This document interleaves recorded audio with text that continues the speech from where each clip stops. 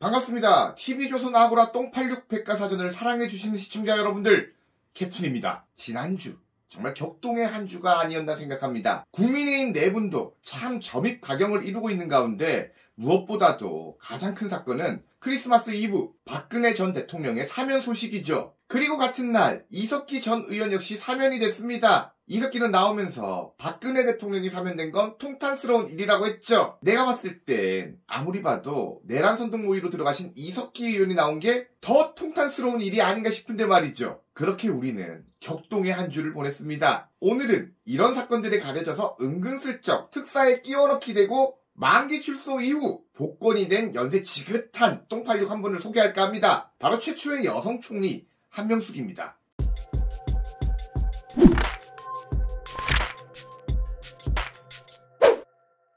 대한민국 대통령 특별 권한 가운데 하나가 특별 사면입니다. 3.1절, 광복절, 크리스마스 등등등 정부는 박근혜 대통령 사면을 일컬어 국민 대통합을 위해서라고 이야기했죠. 그리고 2017년 만기 출소를 한 한명숙도 같은 의미에서 복권을 시킨다고 밝혔죠. 국민통합이라 한명숙이 국민통합에서 어떤 의미를 상징하고 있는 인물인지 진짜 이해가 안 가요. 지금 한명숙은 과거 자신의 죄를 희석시키는 활동들을 하고 있습니다. 자신은 죄가 없다고 말이죠. 여권에서도 한명숙 구하기에 나서고 있죠. 근데 과연 오늘 영상들을 보고서도 그런 말을 할 수 있을까? 지금 시간이 좀 흘러서 사람들의 기억이 가물가물할 수 있는데 한명숙은 과거 불법 정치자금 수수 혐의로 2년의 실형과 8억 8천만 원의 추징금을 선고받았죠. 당시 2015년인 71세의 실형을 산터라 사실상 83세까지 피선거권을 상실한 상태였죠. 그러나 이번에 특사로 복권이 되면서 한명숙은 피선거권을 가지는 것은 물론이며 나중에 임명직을 받을 수도 있게 됐습니다. 그때도 그렇고 지금도 그렇고 본인은 그 정치자금 사건을 두고서 한치의 부끄러움이 없고 결백하다며 무죄를 주장하고 있죠. 한명숙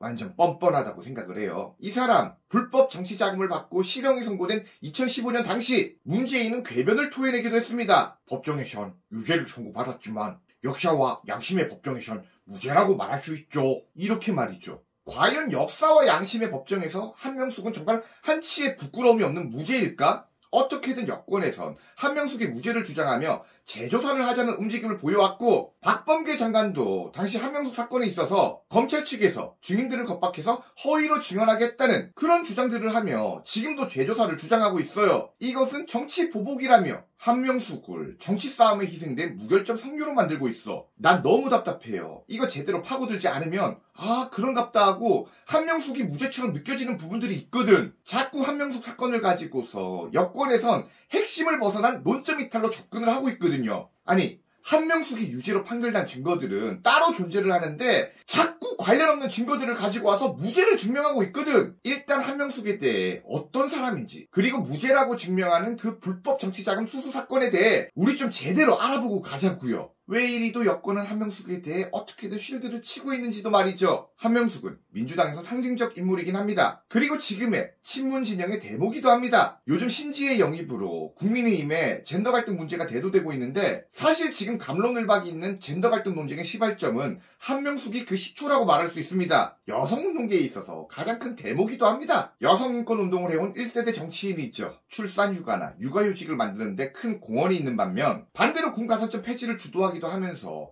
현재 젠더 갈등의 시발점을 만들기도 한 인물이죠. 80년대부터 꾸준히 여성운동을 해왔고 대부분의 똥86 정치인이 그런 것처럼 1999년 김대중이 영입한 인사로 정계에 등장을 했어요. 거기서 여성부 창설을 주도했고 그 의견이 받아들여지면서 여성부의 초대 장관이 됐죠. 부모성 함께 쓰기 운동을 주도하며 본인의 이름을 한이명숙으로 쓰기도 했고 호주제를 폐지시키고 성매매 특별법을 제정했습니다. 노무현 정권 때 환경부 장관이 됐다가 총리로 임명되면서 최초의 여성 국무총리가 됐었죠. 정치 인생이 탄탄대로였습니다. 그리고 2007년엔 대선에도 출마 준비를 하며 민주당 경선 레이스에 뛰어들기도 했었고 2010년엔 서울시장 오세훈 후보와 붙어서 당시 박빙을 이루기도 했었죠. 광우병 논란에 용산 참사 이런 사건들 터지면서 선거 막판까지 심장 쫄깃한 상황이 연출됐어요. 여론조사는 거의 박빙이거나 한명숙의 우세가 점쳐지기도 했는데 선거 막판 강남 지역을 오세훈 후보가 가져가면서 근 2만 표 차이로 낙선이 됩니다. 근데 2만 표가 어떤 의미냐면 사실상 1%도 안 되는 간반의 차로 낙선이 된 겁니다. 그럼 정치계에서 굵직한 일들을 해왔고 여성 정치인의 데모인 한명숙은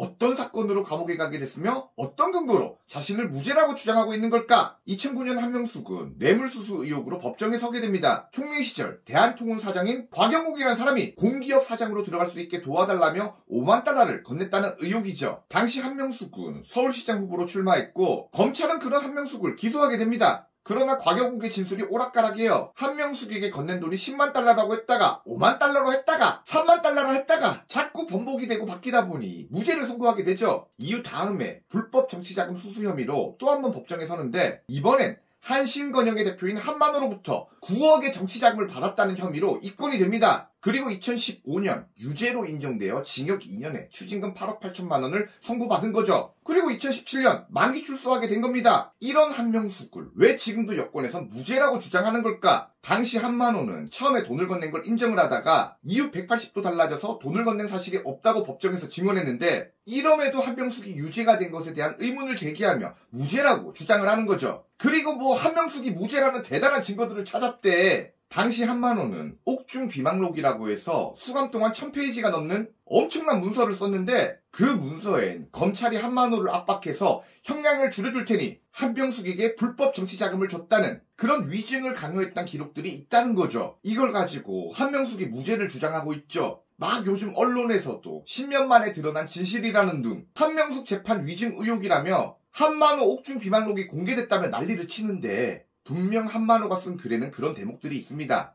검찰 측의 압박에 의해 위증을 했다고 말이죠. 팩트는 이 한만호의 옥중 비망록은 재판 당시에도 한명숙이 자신의 무죄를 증명하던 증거였어요. 그 당시에도 있었던 한명숙 측 자료야. 10년 만에 발견된 그런 새로운 증거가 아니란 거죠. 당시 법정에서도 한명숙 측에서 자신의 무죄를 증명코자 제출한 자료였어요. 근데 한명숙이 유죄로 확정된 결정적인 근거는 따로 있었어요. 한명숙 여동생이 전세자금에 정치자금으로 제공된 수표 1억 원을 사용한 거야. 그것이 밝혀져서 한명숙이 유죄로 판결 난 거죠. 한명숙 동생은 한명숙 아들에게 고액의 달러를 송금했고 비자금 관리를 도맡은 정황들도 나왔고요. 이것들이 결정적인 증거였어요. 물증이 있잖아. 그리고 한신건영 직원들도 회사 돈 3억 원을 한명숙에게 나가는 돈이라 들었다는 증언도 있었어요. 이게 한명숙이 유죄로 떨어진 결정적인 증거들이에요. 자, 여러분들이 판사로 빙의돼서 이 사건을 객관적으로 판단해보세요. 당시 재소자였으며 한명숙에게 정치자금을 줬다는 의혹이 있고 검찰의 압박을 당했다는 한만호의 일방적인 주장과 그가 옥중에서 쓴 비망록이 신뢰가 있는 증거 자료인지 아니면 결정적으로 한명숙 동생이 정치자금으로 받은 수표 1억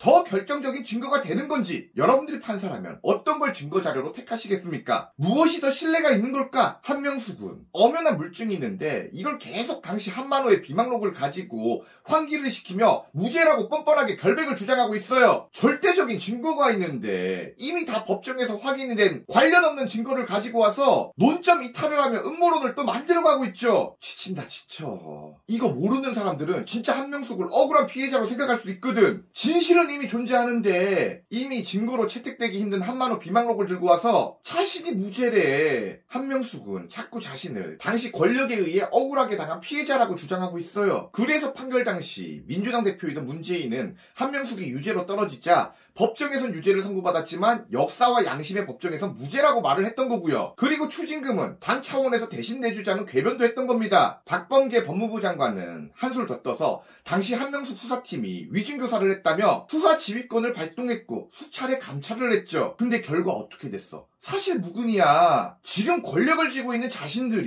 자신들을 권력의 희생양인 양 포장하고 그 비리를 희석시키려는 못된 의도죠. 한명숙 사건의 진실입니다. 이미 당시에도 신뢰가 낮아 채택되지 않은 한만호 비망록 같은 증거들을 다시 가져와서 인터넷에서 제발 물타기 같은 것 좀 하지 마. 블로그나 인터넷에 한명숙이 무죄를 주장하며 검찰개혁을 주장하며 무슨 대한민국 사법계가 보수 진영의 꼭두각시인 양 해석을 하는 모습들을 종종 볼 수 있는데 심히 안타깝네요. 대통령 선거를 앞두고 민주당의 친노 친문계 데모인 한명숙을 어떻게든 감싸려는 노력이 참 가상합니다. 그리고 특별 사면 되셨는데 추징금 8억 8천만 원 중 아직 7억 넘게 남으셨던데 그건 언제 낼 거예요? 한명숙도 이런데 이재명 후보의 음주운전은 어떤 성인의 행동으로 포장할지 기대하면서 TV조선 아고라 똥86백과사전 한명숙 편을 마무리합니다. 새해 복 많이 받으시고요. 좋아요와 구독 누르고 알림 설정하면 다가오는 2020년엔 대박난다. 끝!